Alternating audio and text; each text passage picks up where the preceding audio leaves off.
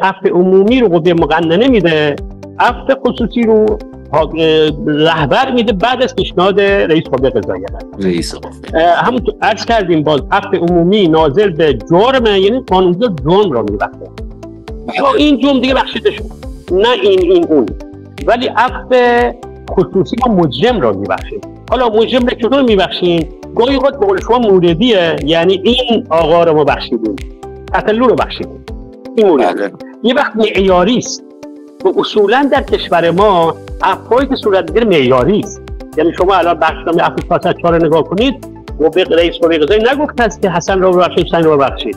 گفته کسایی که حالا من در ادامه توضیحاتم عرض می‌کنم شرایطش رو، میگه که این شرایط رو کسی داشته باشه بخشیده میشه. دیگه میگیم عفو معیاری اصطلاحاً.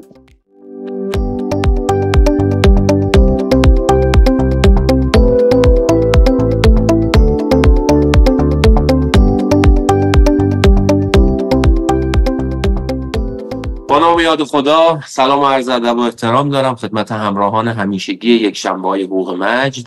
با افتخار در خدمت جناب آقای دکتر کیومرث کلانتری هستیم، استاد تمام دانشگاه دولتی مازندران.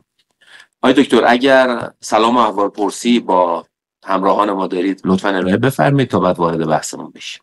عرض سلام دارم خدمت شما و جناب آقای دکتر حسینی مدیر محترم انتشارات مجد که کتاب‌های حقوقیش خیلی معروفه به نام هست و همینطور بینندگان ما و شنوندگان ما عرض سلام دارم خدمت. بزرگوار هستید. جناب دکتر، ما زمانی که محکومان به حبسمون یا سایر محکومین رأیشون قطعی میشه، چشم امیدشون تنها به عفوی هست که ممکنه در واقع شامل حالشون بشه. خواهشم از شما این هست در خصوص عفو عمومی، عفو خصوصی در واقع توضیحاتی رو مطرح بفرمایید و چه جرایمی مشمول عفو میشن. البته من در حین صحبت موضوعاتی رو که لازم باشه مطرح میکنم و بعد از در واقع عنوان مقدمه موضوع بحث اساسی ما امروز عفو موردی هست که عفو موردی چه هست اساساً و به چه جرایمی در واقع تعلق میگیره و موضوعات این چنینی. خواهش میکنم ما رو در واقع بهره مند بفرمایید از در خصوص. خدمت شما عرض کنم که عفو استظهار دارید در لغت به معنی گذشت، اما در معنی اصطلاحی علم حقوق عفو گذشتی است که حاکمیت بده. یعنی اگر به فرض در یه جرمی بنده شاکی باشم گذشت کنم دیگه نمیگم عفو کردن، میگن گذشت کردن. اما اگر حاکمیت ببخشد میگن عفو. نفس عفو خب میدونید که بعضیا منتقد عفو هستن، میگن که عفو در واقع از بین بردن زحمات قوه قضاییه است. یعنی مجرم رو محکوم کردید بعد آزادش کردید، در قرار بود آزادش چرا محکومش؟ اما المجموع عفو با استقبال جرمشناسان و وقدانان رو بروست، به خاطر اینکه کسی که زمینه که ما عفو میکنیم به اون ثابت کردیم که یادت باشد ما اینقدر تسلط داریم، میتونیم محکومت کنیم، میتونیم مجازاتت کنیم، میتونیم در زندان نگهداریت بکنیم، اما آزادت میکنیم. چرا این از باب اون رأفت اسلامی هست دیگه. ما میگیم که دین اسلام دین در واقع مهربانی هست. این رو از باب در واقع رأفت اسلامی به نظر میرسه که میشه بهش نگاه کرد. خب این رأفت اسلامی که البته هست، ولی خب این انتقاد وارد اگر رأفت اسلامی چرا موقع صدور حکم نمیتونه نکرد؟ خب باید بالاخره اون متهم یا محکوم متوجه بشه که هر هنجارشکنی و هر هنجارشکنی میتونه که تبعاتی رو داشته باشه و عقوبت داره براش. همین میفهمم. یعنی درسته ما رأفت به لطف اسلامی داریم، اما یادت باشه ما بهت نشون میدیم، ثابت کردیم که میتونیم تسلط بر شما داشته باشیم، میتونیم محکومت کنیم. و این اصلش خیلی خوبه. میدونید که ما تو دکاریا جمله جالبی داره، میگه که مجازات قطعی اثرش بیشتر از مجازات احتمالی هرچند شدیده. مجازات قطعی حتی اگر کم باشه، وقتی ما کسی رو عفو کردیم این مواجه میشه با یک مجازات قطعی، میگه مجازات قطعی میتونست بر من اعمال بشه اما نشد. این خیلی اثرش بیشتر از این است که ما بخوایم جوری دیگه رفتار بکنیم. چه بسا اگر اون رحمت و شفقت اسلامی موقع صدور حکم بود اینقدر تاثیر نداره، چون موقع صدور حکم اینو ما چیز کنیم که حال حضور حتی تحمل نکرده، نرفته، نچشیده، اما اینجا چشیده، سفیر چشیده، حالا متوجه میشه با اینکه میتوانستن ایشون رو 3 سال در زندان نگه داره ولی نگه نمیدارن. این میتونه اثر مثبت داشته. عفو به 2 قسمت تقسیم میشه، یک عفو عمومی بهش میگه، عفو عام، یک عفو خصوصی. عفو عمومی عفوی است که قوه مقننه میده و عفو خصوصی عفوی است که رئیس قوه قضاییه از رهبر چیز میکنه، به رهبر پیشنهاد میده، رهبر میپذیره. بله. خب این دو تا تفاوتی با هم دارن. همونطور که عرض کردم فرق اصلیش اینه که عفو عمومی قابل اعطا از سوی قوه مقننه هست، مجلس قانونگذاری عفو میکنه، در حالی که عفو خاص رو رهبر میده، یعنی در واقع پیشنهاد رئیس قوه قضاییه. عفوی که حاکمیت به قوه مقننه میده ناظر به جرمه، نه ناظر به مجرم. یعنی در واقع هیئت قوه مقننه جرم را میبخشد نه مجرم را. یعنی چی؟ یعنی یک عملی که تا حالا جرم بوده میگه حالا کسایی که مثلا در تا حالا سرباز فراری بودن حالا بخشید، حالا عفو شدن. بله. اینی در واقع خود نفس جرم را بخشیده نه مجرم را، نه این مجرم اون مجرم. گرچه ما در سابقه قانونگذاری ما داریم عفو خصوصی هم داشتیم، خلیل طماسی از فدایان اسلام با عفو خصوصی از مجلس بخشیده شد. خب البته این نادره، معمولا مجلس وارد جزئیات نمیشه یا عفو خصوصی بده. اون داده. اصخایی میکنم معذرت میخوام. در اون زمان مجلس وقتی که آمد چنین عملی رو انجام داد، آیا مستند قانونی هم در این خصوص داشتیم؟ خب مجلس حق داره همه رو قانونگذاری بکنه. بله، یعنی مستند قانونی، خود مجلس مستند قانونی است ولی خلاف رویه است. قانون وقتی که تصویب میشه برای در واقع عموم جامعه هست. بله دقیقاً. که برای یک شخص مشخص میخوایم قانونی رو تصویب بکنیم، آیا چنین چیزی اصلا امکان پذیر هست؟ خب همین در اون دوران قانون دیگه هم داریم. شما اگه حالا رفت تاریخ جالبه، شاید برای شنوندگان جالب باشه. ما همون زمان در سال 31 برای شخص مصدق قانون وضع کردیم. یعنی مجلس قانونگذاری اومده به شخص دکتر مصدق، نه نخست وزیر، شخص دکتر مصدق اختیار قانونگذاری داده که خب میتونست آقای دکتر مصدق به یک دیکتاتور تبدیل کنه، اما انصافا دکتر مصدق از این فرصت قانونگذاری رو استفاده نکرد و قوانین خوبی که تصویب شد همین توسط شخص مصدق تصویب شد. از جمله قانونی که با ما ارتباط داره، قانون استقلال، قانون وکلا، از قانونی که شخص دکتر مصدق تصویب کرد، نه مجلس قانونگذاری. مجلس قانونگذاری بهش اختیار قانون، اینم خیلی عجیب بود. اگه شما نگاه قانون اساسی ما را، قانون اساسی ما به قانون اساسی جمهوری اسلامی نگران این بود که روزی نکند که به یک شخص اختیار قانونگذاری داده باشن. اصلا نمیدونم، اصلا 58 نمیدونم دقیقاً نمیدونم، میگه اختیارات قانونگذاری قائم به شخص است. یعنی شما دیگه نمیتونید به کسی دیگه. حالا ماشیه رفتید، بله مجلس این کارم کرده، اشکال نداره، یعنی مجلس اختیار داره ولی خلاف عرف قانونگذاری است. خب عرض کردیم عفو عمومی رو قوه مقننه میده، عفو خصوصی رو رهبر میده بعد از پیشنهاد رئیس قوه قضاییه. همونطور عرض کردیم باز عفو عمومی ناظر به جرم، یعنی قانونگذار جرم را میبخشه. این جرم دیگه بخشیده شد، نه این اون. ولی عفو خصوصی ما مجرم را میبخشیم. حالا مجرم را چطور میبخشیم؟ گاهی اوقات به قول شما موردیه، یعنی این آقا رو ما بخشیدیم، قتلو رو بخشیدیم، این موردیه. یه وقت معیاری است و اصولا در کشور ما عفوی که صورت میگیره معیاری است. یعنی شما الان بخشنامه عفو 4 نگاه کنید، رئیس قوه قضاییه نگفته است که حسن رو بخشید، حسین رو بخشید، گفته کسایی که حالا من در ادامه توضیحاتم عرض میکنم شرایطش رو، میگه که این شرایط رو کسی داشته باشه بخشیده میشه. میگم عفو معیاری اصطلاحاً. بسیار آیا دکتر عذرخواهی میکنم. پس تا به اینجا به این نتیجه رسیدیم که در واقع عفو عمومی تقسیم شد به موردی و معیاری. بله. درست عرض کردم خدمتتون. عفو موردی رو یک توضیحاتی رو لطفاً به ما بدید و حالا که موضوع عفو معیاری مطرح شد، خواهشم اینه که روی عفو معیاری ما در واقع موضوعاتمون رو، یعنی عمده بحثمون رو ببریم سمت عفو معیاری. بله، من اگر نیازی نیست من تا خود عفو عمومی خصوصی رو بگم بگذاریم از این لطفا بفرمایید، چون بینندگان ما و همراهان ما ممکنه که در حقوق جزا و جرم شناسی خیلی تخصص نداشته باشن و فراموش هم کرده باشن. ما حضرت عالی رو در واقع امروز میخوایم که کمال بهره رو از شما ببرید و لطف می‌فرمایید. بله، پس من خیلی سریع از تعهد عفو عمومی خصوصی رو میگم، بعد می‌پردازیم به عفو معیاری که هم بخشنامه تا 100 سالی که رئیس جمهور قضایی صادر کرد. بله. خدمت شما عرض کنم که فرقای دیگری که این دو تا عفو با هم دارن، عفو عمومی سابقه کیفری رو از بین میبره.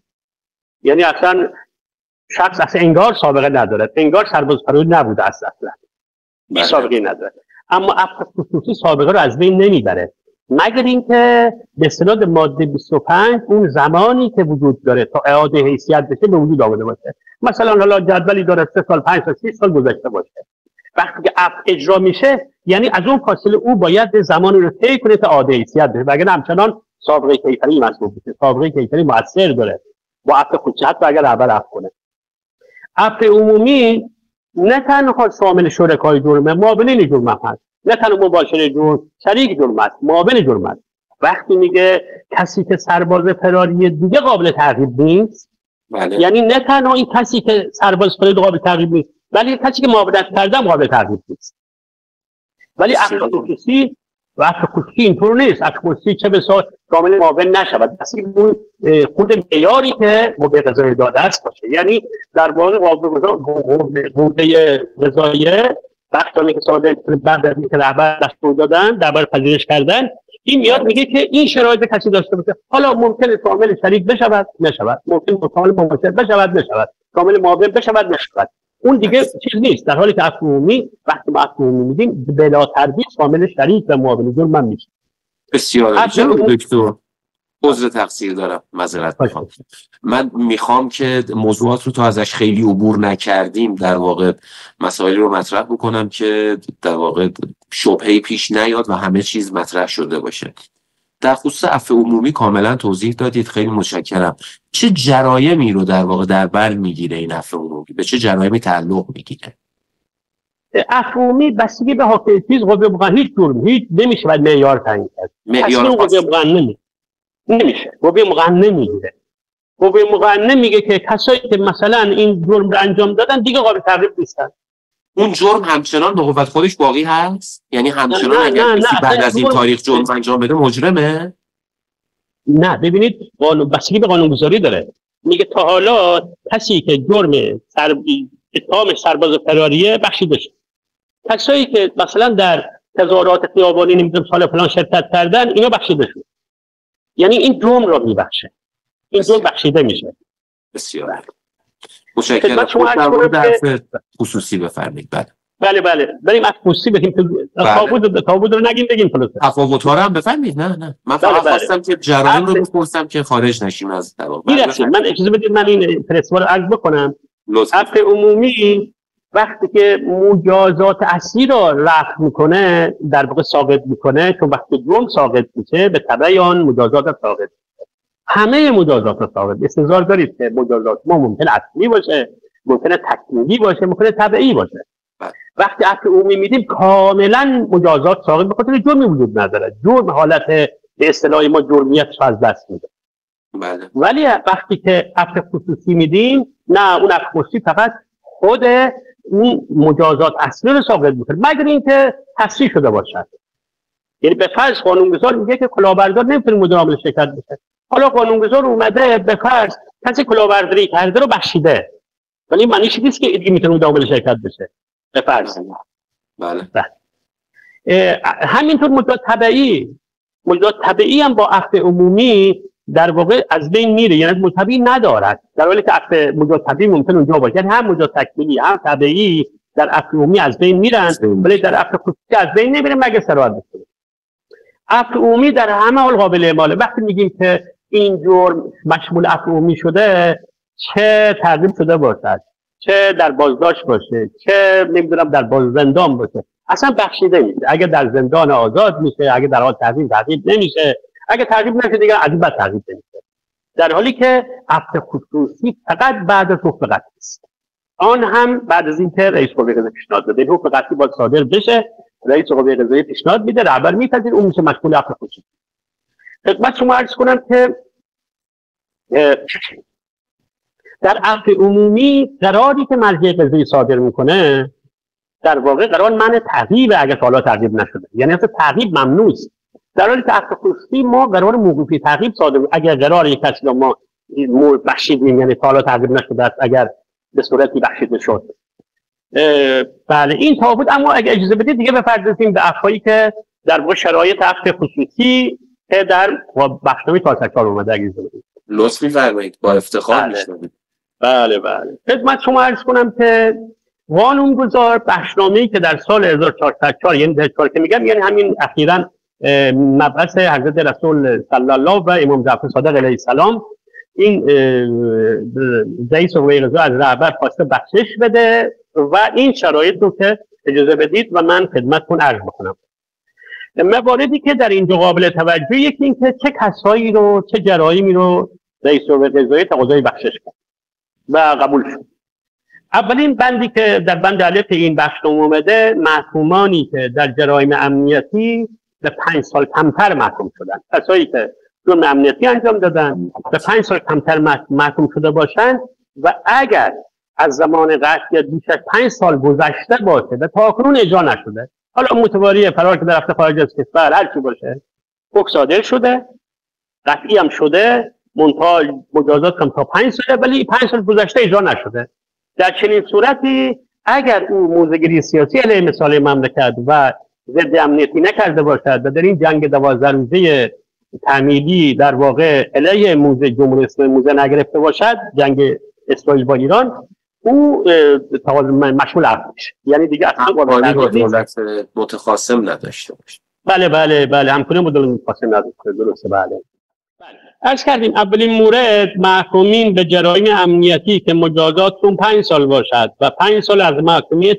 قطعیشون گذشته، حکم به هر دلیل اجرا نشده، متواری شده فرار کردن رفتن خارج از کشور، اینها مشمول عفو میشن به شرط اینکه موضع‌گیری خلاف مصالح کشور نکرده باشن، اقدام ضد امنیتی انجام نداده باشن، حتی اگر این موضع‌گیریشون جرم نباشد، حتی اگر جرم نباشد. این همین موضع‌گیری علیه حکومت اسلامی کرده باشن و در جنگ 12 روزه هم علیه ایران موضع نگرفته باشن، مشمول عفو میشن، آزاد میشن.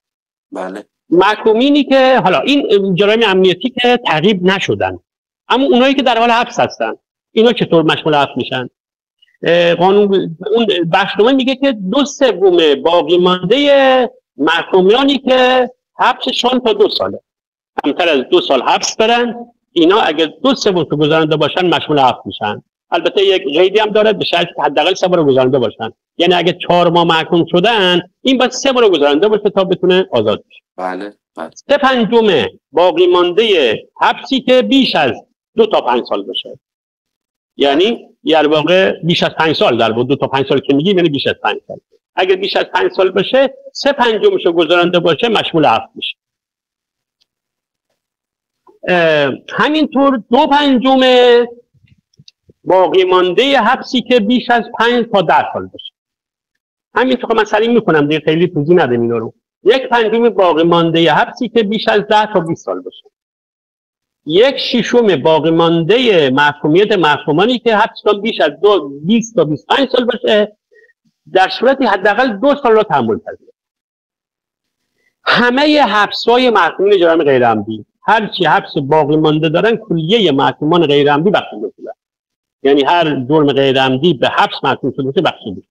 اینجا اومدن نسبت به خانم‌ها هم در واقع طبق معمول قانونگذار نسبت به زن‌ها تعصب بهتری داره، نوشته 2/5 باقی مانده محکومیت حبس کمتر از 20 سالی که خانمایی که سرپرست یا حضانت فرزند رو بوده دارن. بله. اومده به خانواده شهدا ایثارگر هم لطف کرده قانونگذار، میگه 3/5 باقی مانده حبس محکومان ایثارگر به خانواده معظم شهدا هم مشمول این عفو میشن تا 10 سال، به 2/5 باقی مانده بیش از 10 سال. بیماران، کسایی که بیماران صعب العلاج دارن، بیماران لاعلاج صعب العلاج هستن، در حال تحمل حبس هستن، اگر کمیسیون پزشکبانی تایید کنه اینها مشمول عفو میشن. اگر قانون چیز، البته این شرایطی داره که من بعداً عرض خواهم کرد. مردان بیش از 70 سال به خانم‌های بیش از 60 سال در صورت حبس تا 20 سال باشه 1/5 حبس رو تحمل کرده باشن و اگر بیش از 20 سال باشه 8 سال رو تحمل کرده باشن مشمول عفو میشن.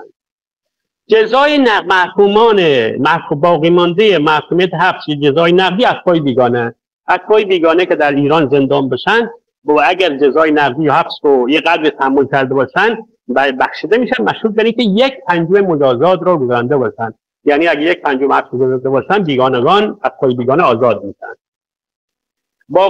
باقی مانده محکومیت محکومان زیر 18 سال، اگر زیر 18 سال باشن پزشکانی تایید بکند اینو با بقیه حبسشون آزاد میشه. اگر جزای نقدی باشه خب جزای نقدی تا 1 میلیارد ریال بخشیده شد. یعنی محکومیت محکومان به جزای نقدی که به خاطر عجز از پرداخت جزای نقدی در زندان باشن اگر کمتر از 1 میلیارد باشه آزاد میشن.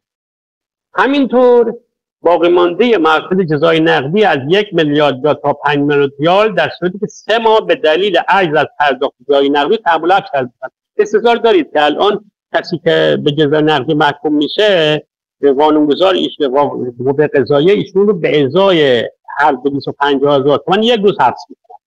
یعنی این میتونه از جزای نقدیش کم بشه. البته بازم قانونگذار تصریح داره که حد اکثر 3 ساله به خاطر جزای نقدی میتونه کسی تو زندان داشته باشه. ولی قانونگذار اینجا گفته است که اگر جزای نقدی از 1 میلیارد یا 5 میلیارد ریال باشه و حداقل 3 ماه را به خاطر جزای نقدی در حبس باشه، یعنی حساب کنید 3 ماه یعنی 90 روز 90 تا 250,000 تومان چقدر میشه حساب کنید. این قابل بخشه.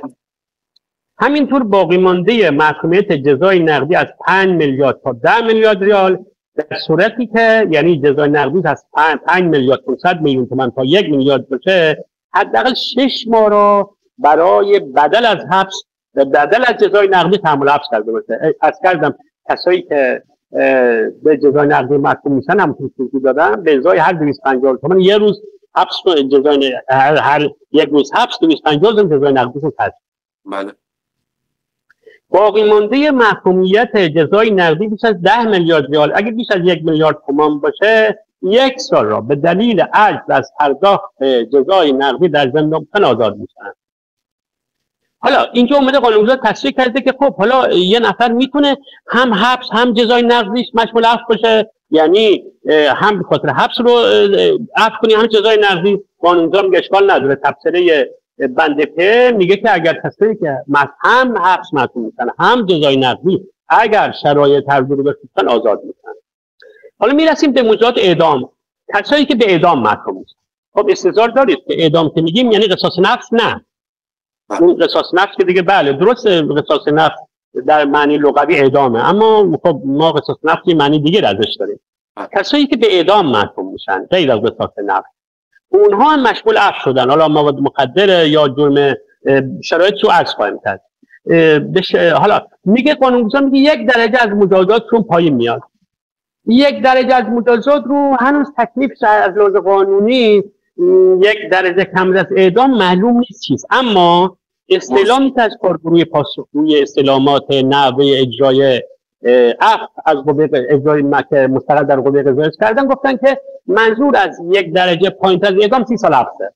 یعنی کسی که به اعدام محکوم شده باشه البته شرایطش اگه داشته باشه که خواهم کرد شرایطو بعداً خواهیم گفت این اعدامش به 30 سال حبس تبدیل میشه.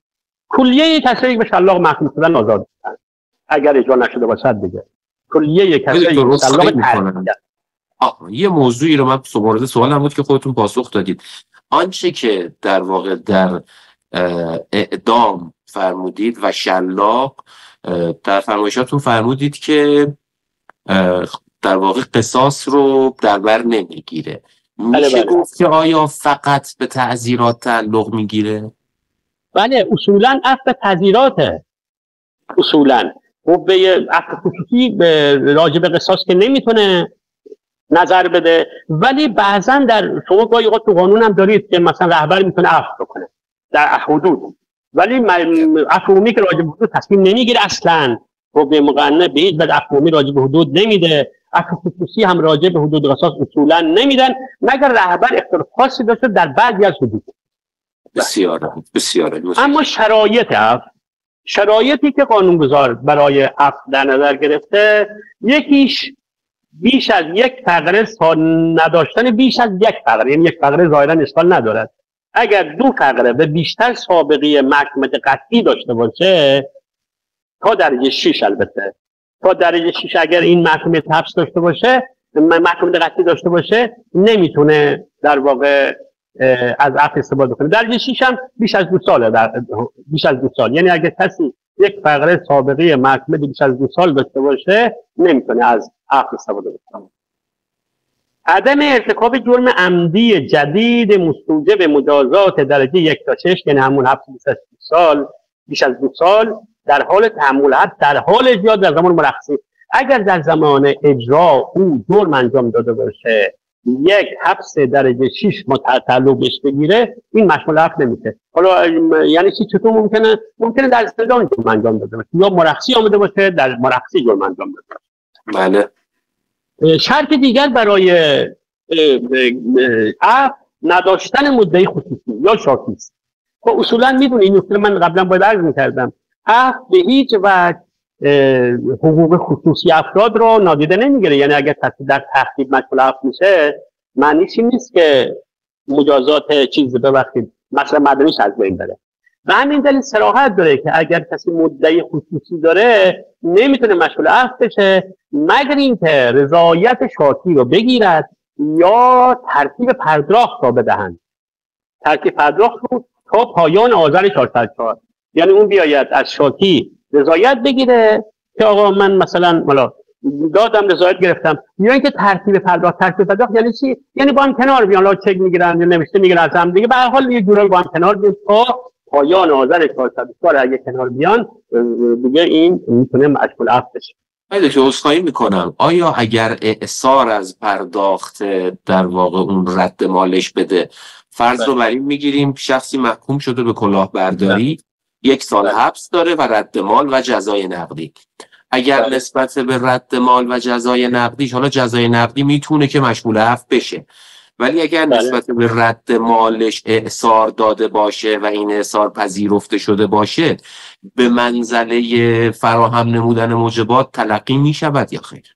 ولی اصلا اینکه سالبه اصلا عفو معنی نداره، دیگه راجع بهش کنه اصلا آزاد میشه، اصلا حتی مشمول عفو نشود.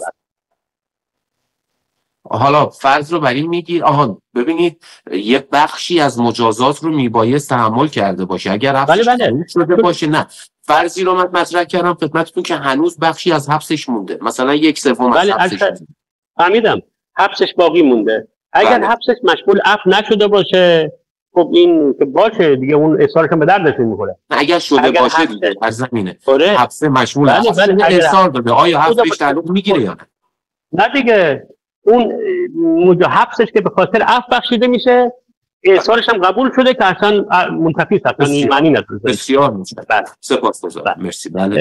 خدمت شما عرض کنم که این نکته‌ای که در مورد خسارت جبران خسارت خصوصی عرض کردم راجع به معاونت نیست.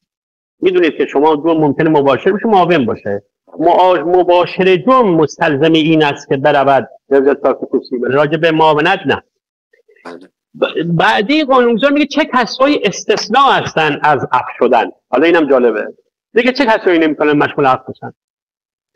کسایی که سرقت مسلحانه انجام دادن. خب واضح معلومه سرقت مغروم به آزار، یعنی خب اینم به نظرم نیاز به توضیح نداره، و یا سارقینی که دارای سابقه کیفری میباشن، این افراد هم مشمول عفو نمیتونه باشن. کسایی که مواد مخدر و روانگردان رو به صورت مسلحانه یا عمده انجام دادن. مسلحانه که خب معلومه، عمده باز تعریف کرده، گفته منظور از عمده اگر مواد مخدر سنتی باشه 100 کیلوگرم مثل تریاک، اگر دو قاچاق 100 کیلوگرم تریاک دخالت داشته باشه، این بهش میگیم جرم عمده مواد مخدر. و اگر صنعتی مثل تراک و شیشه و نمیدونم اینها 2 کیلوگرم اگر باشه، اینا جرایم عمده تلقی میشن. کسایی که پس جرایم مواد مخدر انجام داده باشن، به صورت مسلحانه اقدام کرده باشن یا به صورت عمده انجام داده باشن، اینا مشمول عفو نمیشن. عمده هم فرض کردیم 2 سال و در واقع 100 کیلوگرم. خرید، فروش، توزیع و قاچاق سلاح گرم جنگی به مهمات. کسایی که دخالت داشته باشن در خرید و فروش و توزیع و قاچاق سلاح گرم و مهمات اینا هم مشمول عفو نمیشن.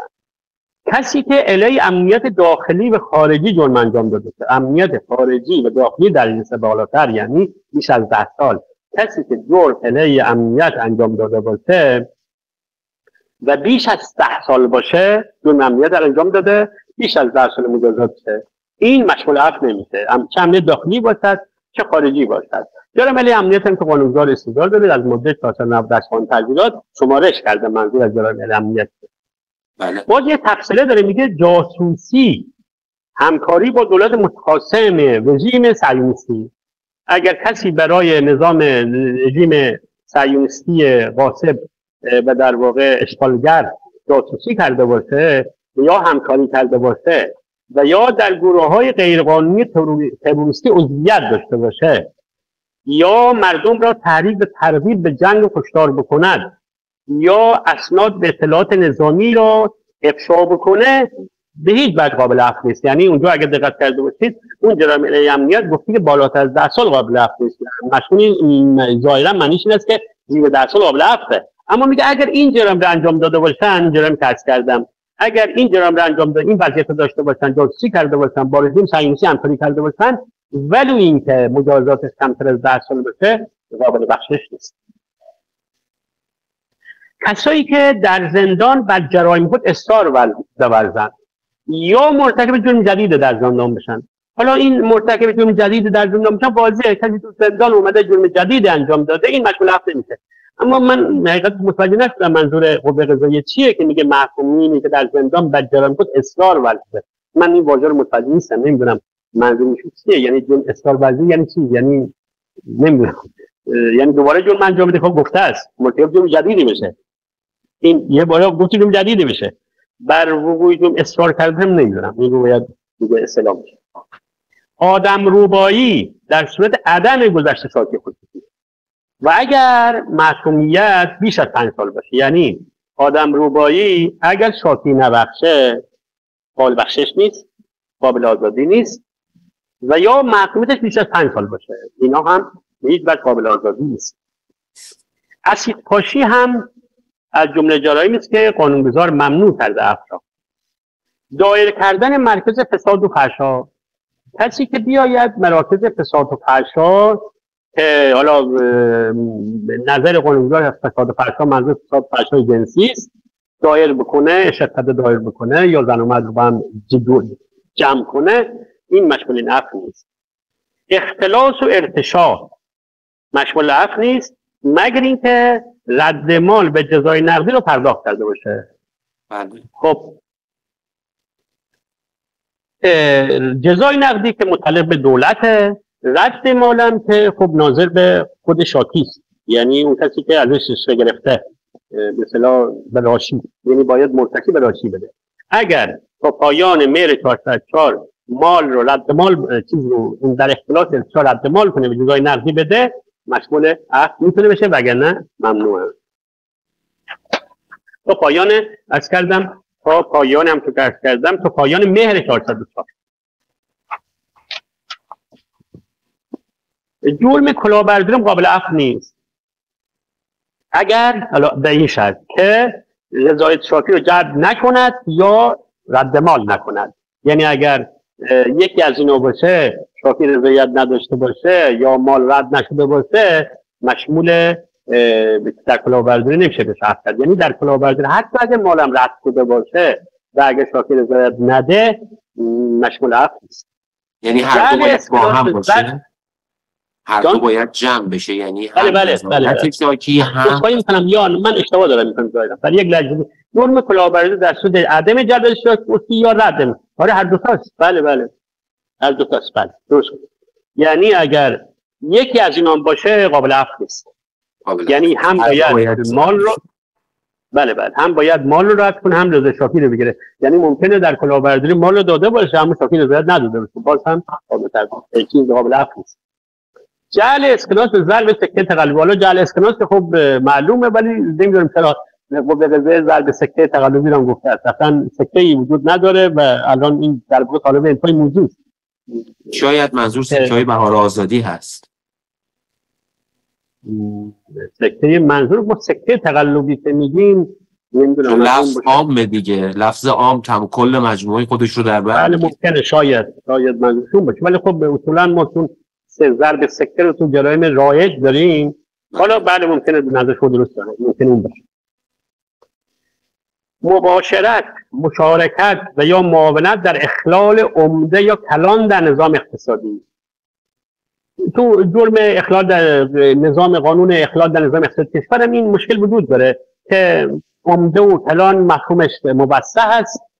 خب به نظر میاد تشخیص با مقام قضایی است که آیا این عمده تلقی بکنه یا کلان تلقی بکنه. اگر کسی در خدمت شما عرض کنم که اخلال در نظام اقتصادی مباشرت کند یا مشارکت کند و یا معاونت کنه، مشمول عفو نیست، مگر اینکه نمیتونه مشمول عفو باشه مگر 6 ماه از تاریخ 19/6/404، یعنی از تاریخ 19/6/404 یعنی 6 ماه میشه 19/6/19/12/1404 مال را رد کنه یا عواید ناشی از جرم پرداخت کنه. نه تنها مال را رد میکنه بلکه عوایدی که از این جرایم گرفتن باید ببخشه، باید پرداخت بکنه که بتونه از عفو استفاده بکنه. البته دکتر عذرخواهی میکنم، به نظر میرسه که تا 18/12 در واقع 404 تعلق بگیره، 19 هم در واقع قایت داخل در مقیا نیستیم، چون شهریور ماه 31 روزه و قانون میگه که ماه 30 روز هست. دقیقاً درست فرمودید. بله خوب نکته توجه کردید. دقیقاً درست. آره دقیقاً. قاچاق مشروبات الکلی، اگر کسی قاچاق مشروب به هر میزان کرده باشد هم هست. جرایم موسیقی مزاد حدی که فکر می‌کنم این نیاز نیست، یعنی در واقع دیگه علل اصول جرایم موسیقی حدی قابل عفو نیستن مگر اینکه صراحت داشته. حالا قانونگذار قوه قضاییه هم گفته. این کلیات بحث در واقع بخشنامه قوه قضاییه. بسیار متشکرم. آقای دکتر، یک سوال خیلی مهم در واقع به ذهن متبادر میشه. بله. این که اصلا مکانیزم در واقع این عمل که رئیس قوه قضاییه پیشنهاد عفو رو مطرح میکنه. بله. خب طبیعتا رئیس قوه قضاییه از معاونین خودش، رؤسای دادگستری استانها و میاد پایین‌تر تا میرسیم به قضات محترم اجرای احکام. بله. با این کیفیت در واقع یک استعلام‌های این چنینی، یعنی به نظر اینطور میاد، اگر من اشتباه میکنم شما محبت بفرمایید اصلاح کنید، که قاضی محترم اجرای احکام، دادیار محترم اجرای احکام پیشنهاد عفو فلان قدر از محکومانی که پرونده اون محکوم دست اون قاضی هست مطرح میکنه. بله. و قاضی محترم اجرای احکام هم به نظر میرسه که از زندان استعلام میکنه. درست عرض میکنم یا نه؟ خودش رسن من مکانیسم نمیدونم، قابل چیکار بعید میدونم. رئیس قضایی به خاطر کجا میخوام برسم؟ ما در عفو فرمودید که میبایست رأی قطعی وجود داشته باشه. آیا ما داریم شخصی رو که رأی قطعی علیهش صادر شده ولی هنوز خودش رو به زندان معرفی نکرده؟ بله. یعنی شخصی عفو تعلق میگیره یا نه حتما باید داخل زندان؟ قانون پیش بینی کرده، قانون یک مورد پیش بینی کرده. اون یک مورد چی بوده؟ محکومین به جرم امنیتی. اتفاق به نظر کار خوبی، کار درستی کرده. قانونگذار که نه، قوه قضاییه. خب یعنی فقط محکومان امنیتی باید زندان باشه. آره. تنها موردی که قانونگذار پیش بینی کرده که کسی تحمل حبس نکرده، هنوز زندان نرفته، مشمول عفو میشه، یک موردی به نظر کار درستی کرد. با این اوضاع احوال برای حفظ وحدت و وفاق ملی به نظر کار خوبی کرده قوه قضاییه. گفته کسایی که جرم امنیتی انجام دادن، خب بند الف، کسایی که محکومان بعد تا 5 سال جمعیتی از زمان قطع دخول بیش از 5 سال گذشته و به عللی تا کنون اجرا نشده. بله. تنها موردی که من دیدم تو بخشنامه اینه. آره. ببینید، یک عرضی دارم و اون همین است که بعض از عزیزانی که در واقع محکوم به حبس هستند احتمالاً دوستانی رو دارند که در زندان هستند یا تجربه زندان رو دارند. این عزیزان به هم در واقع پیشنهاد میدند که مثلا قبل از میلاد حضرت رسول شما 1 هفته قبل برو خودت رو معرفی بکن، مشمول عفو میشی. یا قبل از در واقع 22 بهمن ماه شما خودت رو معرفی بکن مشمول عفو میشی. آنچه که در عرف در بین در واقع محکومان رایج هست، در واقع میگن که حتما باید زندان باشه. بر این اساس این موضوع رو من سوال کردم که آیا کسی که خودش رو هنوز به زندان معرفی نکرده هم عفو تعلق میگیرد یا خیر، که پاسختون این بود که فقط جرایم علیه امنیت با اون کیفیتی که فرمودید میبایست در زندان بوده باشه. من عجیب بود برای من تا به حال من دقت نکردم، ندیدم که اینجوری افتاده باشن. خوبه، یعنی به نظرم کار بسیار درست انجام شده. پس اگر شخصی باشه که محکومیت که در واقع حبس داشته باشه، رد مال نداشته باشه و مسائل اینچنینی که شامل عفو بشه، حتی اگر زندان خودش رو معرفی نکرده باشد هم مشمول این عفو خواهد شد. فقط امنیتی، یعنی سایر جرایم حتما باید خودشون معرفی کنن. فقط امنیتی. امنیتی ها باید زندان باشند حتما. خارج موضوع ببینید امنیتی، ببینید من بخونم محکومان به حبس تا 5 سال در جرم امنیتی از زمان قطعی تکنون بیش از 5 سال گذشته و به عللی تاکنون اجرا نشده. مفهوم مخالفش میشه سایر جرایم باید حتما داخل زندان باشه. بله دقیقاً این اصلا به عنوان بند الف سبا آوردن. الف رو شاید بهتر بود در صدر این موضوع قید میشد حبس آنها در واقع محکومیتشون قطعی و مجازاتشون شروع شده باشه، آغاز شده باشد. در واقع یک همچین جمله رو مستتر داره. چون بعد وقتی میگه که حالا بند به الف اینه، بند به محکومان به حبس در حال تحمل حبس و در زندان به سر میبرن. این قید گذاشته، یعنی بقیه هم باید زندان برن. من در واقع از اون قید خارج شدم و می‌خواستم ببینم که حتما باید داخل زندان باشن که هفته تعلق میگیره یا خارج که فرمایش این است که حتما باید داخل زندان باشن. بله یک مورد قانونی. آنچه که عزیزان به هم پیشنهاد میدن خیلی هم دور از در واقع این نامه نیست. درست. بسیار خوب. بعد جناب دکتر یک سوال دیگه هم میمونه، من از بزرگواری شما خیلی سوء استفاده نکنم. فرمودید خانم‌های بالای 60 سال در واقع عفو بهشون تعلق میگیره منوط به اینکه اون شرایط رو داشته باشن. بله. این 60 سال در واقع در روز در واقع 19 فرمودید اگر اشتباه نکنم. بله. در روز 19/6 میباید 60 سالشون بوده باشه یا در روزی که در واقع محکوم شدند؟ بله این هم سوال جالبی است، من باید دقت کنم. باقی مانده حبس محکومیت بالا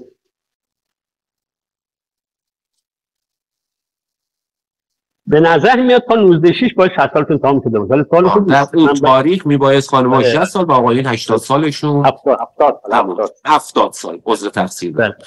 جناب دکتر من بسیار سپاسگزارم از محبت حضرت، بسیار استفاده کردیم و در واقع کلی مطلب یاد گرفتیم از در واقع اگر نکته خاص دیگه ای هم هست، چیزی که خودتون دوست داشته باشید یا مقفول مونده باشه در توضیحاتتون رو مطرح بفرمایید. در غیر این صورت من عرضی ندارم. شما رو جناب دکتر سعیمی به خود بزرگ می‌سپارم، خیلی لطف کردین فرصت رو به من دادید. جناب دکتر ما هم بسیار سپاسگزاریم از شما، ما محبت شما رو بر خودمون منت داریم. تیم حقوقی مجد رو عرض می‌کنم بسیار سپاسگزارم، آرزوی توفیق و موفقیت دارم. از بینندگان و همراهان همیشگی یک شنبه‌های حقوق مجد هم بسیار سپاسگزارم که ما رو شنیدن. تا درود دیگر بدرود.